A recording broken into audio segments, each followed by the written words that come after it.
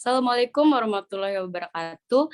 Kami dari kelompok 1 dengan tema budaya organisasi kopi dan solusi, dan anggota kelompok kami terdiri dari yang pertama saya sendiri Aryani Putri, lalu ada Tiara Salsabila Marlis, Anissa Rahmalara, Nadifa Salsabila Wardani, dan Sena Putra Wijaya.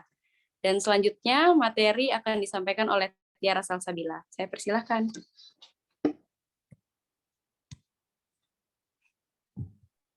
Baiklah, terima kasih Aryani.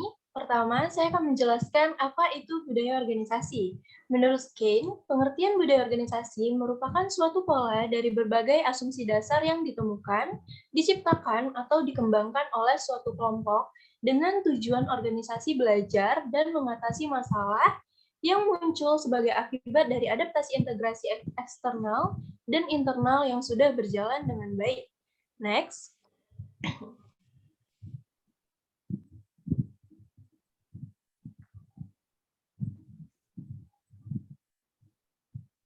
Peran budaya organisasi, Robbins menjelaskan bahwa budaya organisasi berperan dalam menetapkan tapal batas, identitas untuk suatu anggota di dalam organisasi, memudahkan munculnya komitmen, dan juga meningkatkan kemantapan dalam hal sistem sosial.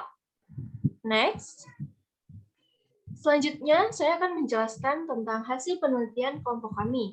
Yang pertama, identitas dan deskripsi singkat psikologi kafe. Psikologi kafe adalah tempat coffee shop yang merupakan organisasi yang kami teliti. Psikologi kafe merupakan salah satu kafe yang terletak di pusat kota Yogyakarta. Kafe ini menawarkan konsep yang berbeda dengan kafe yang lainnya, yaitu bertemakan nuansa psikologi. Kafe ini juga dalam pandemi ini menerapkan protokol kesehatan seperti menyediakan tempat cuci tangan dan juga hand sanitizer. Next. Permasalahan atau fenomena di psikologi kafe. Terdapat beberapa permasalahan atau fenomena terkait budaya organisasi yang terjadi di psikologi kafe berdasarkan dari 3 orang yang kami wawancara, yaitu yang pertama, tidak adanya upgrading karyawan mengenai skill dan knowledge yang dimiliki. Yang kedua, tidak adanya inovasi baru yang dibuat pada perusahaan. Yang ketiga, tidak adanya aturan-aturan yang dibuat untuk mengarahkan perilaku karyawan, kemudian tidak adanya training yang dibuat perusahaan untuk karyawannya, dan yang terakhir beban kerja karyawan yang berlebihan. Next. Deskripsi permasalahan atau fenomena di psikologi kafe. Berdasarkan hasil penelitian yang kami lakukan berdasarkan hasil wawancara, yaitu manajer operasional kafe, pada saat penerimaan karyawan, kafe tidak memberikan training ataupun masa training yang berlaku bagi karyawan baru yang akan bekerja di kafe ini. Jadi hal ini dikarenakan tidak adanya training tersebut, pengetahuan dan skill yang dimiliki oleh karyawan terbatas. Karyawan serta manajer juga tidak mempunyai orientasi untuk mengembangkan kafe ini.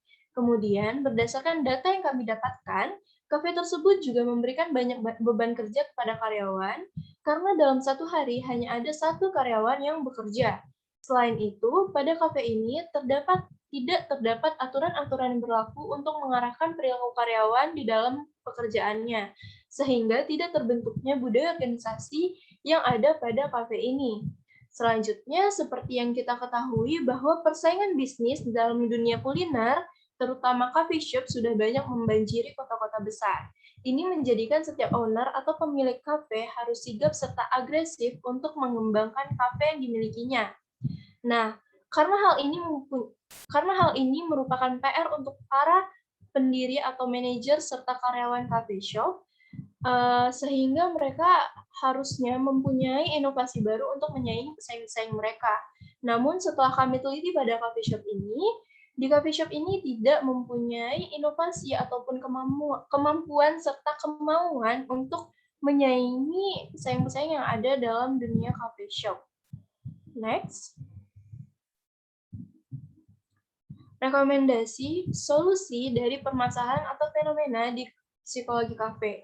Ada beberapa saran dan masukan dari kami agar permasalahan di psikologi kafe dapat berkurang, yaitu sebagai berikut. Yang pertama, memberikan program pelatihan pada karyawan. Manajer dapat memfasilitasi karyawan untuk mengikuti pelatihan. Pelatihan yang kami maksud yaitu pelatihan untuk mempelajari kopi-kopi yang terbaik di kalangan kopi, dan juga pelatihan untuk bagaimana karyawan menyediakan atau menyeduh kopi yang baik dan benar. Selanjutnya, membentuk strategi inovasi pada karyawan. Seharusnya manajer memfasilitasi karyawan untuk mengikuti training-training untuk mengupgrade skill serta pengetahuan karyawan ini. Pelatihan-pelatihan yang kami maksud bisa juga pelatihan untuk pengembangan diri serta motivasi. Selanjutnya, konsistensi penerapan peraturan dalam perusahaan. Seperti yang saya jelaskan tadi, pada perusahaan ini tidak menerapkan aturan-aturan yang berlaku di karyawan. Sehingga solusi dari kami yaitu untuk pemilik kafe atau manajer dapat membuat aturan-aturan yang berlaku pada perusahaannya, sehingga untuk karyawan mereka dapat menerapkan aturan ini setiap hari sehingga konsisten, dan juga mereka dapat merekomendasikan aturan-aturan ini seperti aturan berkomunikasi antara karyawan dan karyawan serta karyawan dan atasan. Selanjutnya, membuat training karyawan, seperti membuat masa training karyawan 3 minggu pada masa awal mereka bekerja. Selanjutnya, mengevaluasi beban kerja karyawan. Mengevaluasi beban kerja karyawan ini, seperti yang saya jelaskan tadi, pada satu hari hanya diterapkan satu karyawan yang masuk untuk menyediakan makanan, menyediakan minuman, dan juga melayani pelanggan. Sehingga pada perusahaan ini terlalu banyak memberikan beban kerja pada karyawan yang akan memicu burnout pada karyawan. Rekomendasi dari kami, mengevaluasi beban karyawan ini bisa dengan menambahkan karyawan baru, atau juga memberikan shift-shift pada karyawan-karyawan yang ada pada psikologi cafe ini. Next. Selanjutnya, desain rekomendasi solusi atau progress plan secara lengkap. Hal ini akan dijelaskan oleh rekan saya, yaitu Sena Putrawijaya. Sena, dipersilahkan.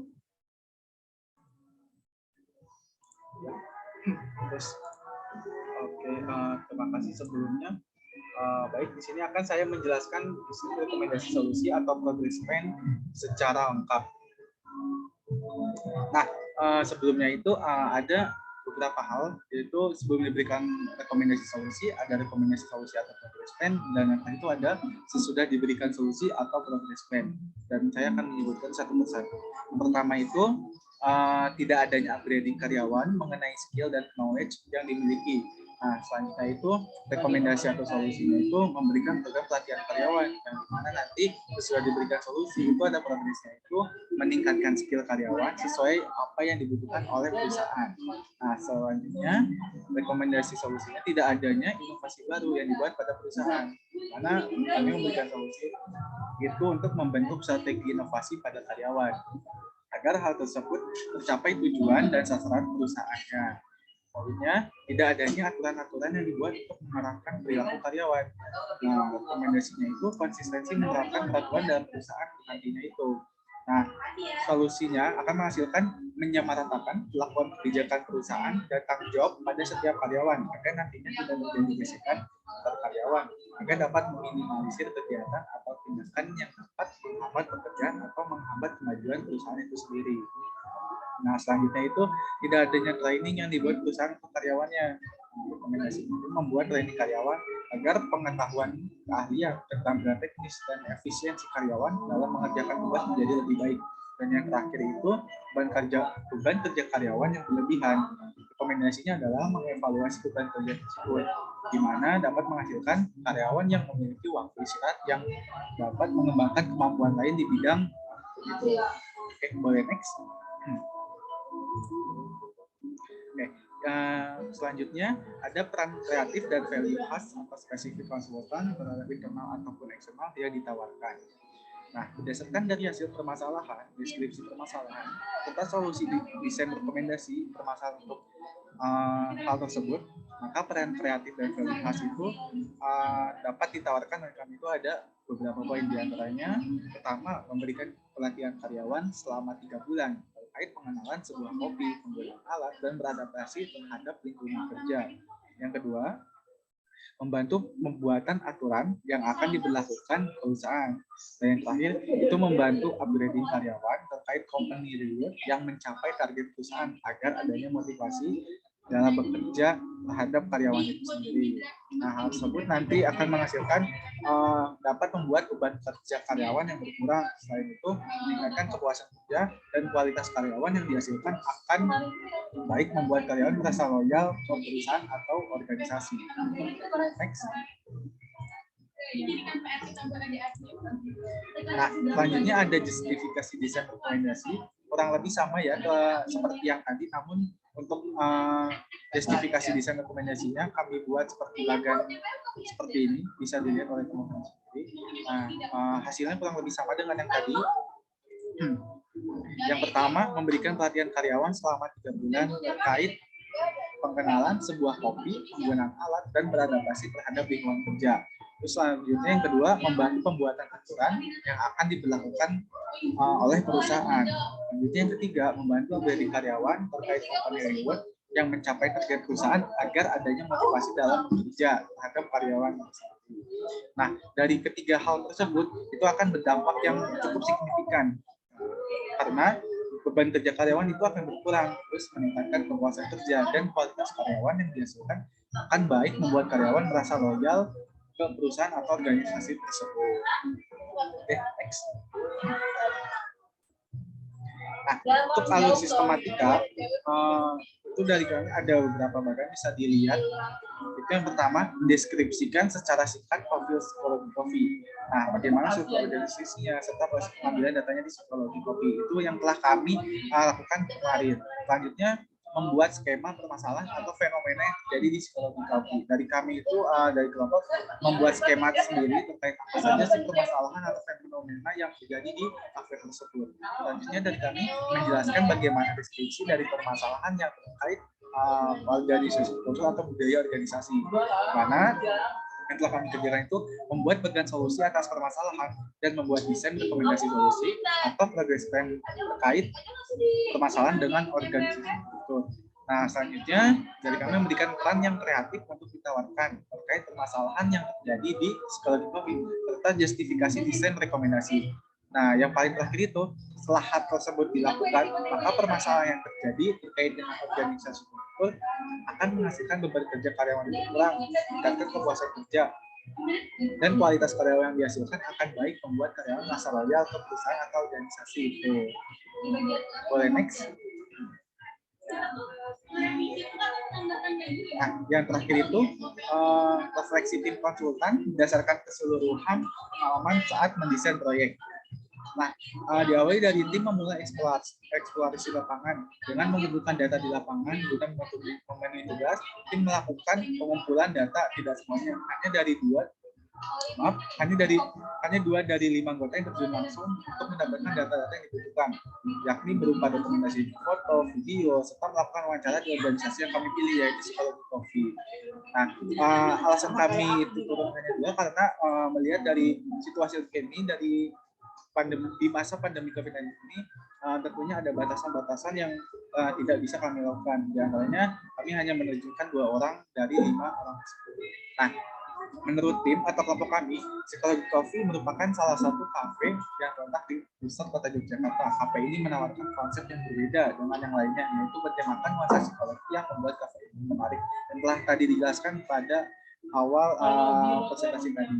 Nah, selanjutnya di sana tim juga mengobservasi lokasi dan berpendapat bahwa psikologi cukup menerapkan urusan birokrasi perizinan dan protokol kesehatan yang sangat baik, dan hal ini dibuktikan dengan di depan kasir itu pada saat kalian mengobservasi ada beberapa alat, yaitu hand sanitizer.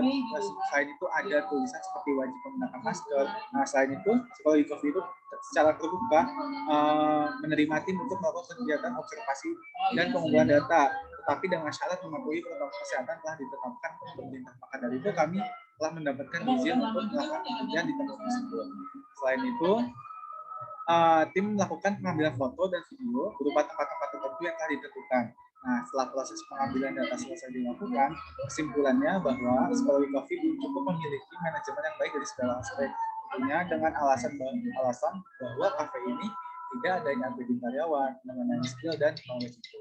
Terus tidak adanya inovasi pada perusahaan sehingga tidak terciptanya kemajuan atau perkembangan baik dari dalam perusahaan maupun menghadapi persaingan. Selain itu, psikologi juga tidak mempunyai aturan yang membentuk perilaku karyawan serta beban kerja yang masih tinggi. Lihat karena dalam satu hari hanya satu orang karyawan yang bekerja mengurus segala sesuatunya. Terlepas dari beberapa kekurangan, tentunya ada hal-hal yang lebih baik, tapi karena kita dasarnya untuk mencari permasalahan, makanya itulah beberapa permasalahan yang kami temui dan kami teliti di tempat tersebut. Nah, pada akhirnya kesimpulan dari penelitian ini adalah psikologi kopi belum mempunyai budaya organisasi yang baik, di mana pemilik atau manajer dari perusahaan terkait harus lebih mengevaluasi budaya perusahaan agar terciptanya budaya yang baik yang membuat anggota organisasinya nyaman, teratur, dan terorganisir dalam bekerja di psikologi kopi. Mungkin itu saja, cukup dari saya. Saya kembalikan lagi ke Aryani Putri. Oke, terima kasih untuk Sena dan Tiara yang telah mempresentasikan hasil dari observasi kita. Dan terima kasih juga untuk Rahma dan Nadifa. Oke, demikianlah yang dapat kami presentasikan mengenai hasil observasi dari kelompok kami di Psikologi Kopi. Saya ucapkan terima kasih.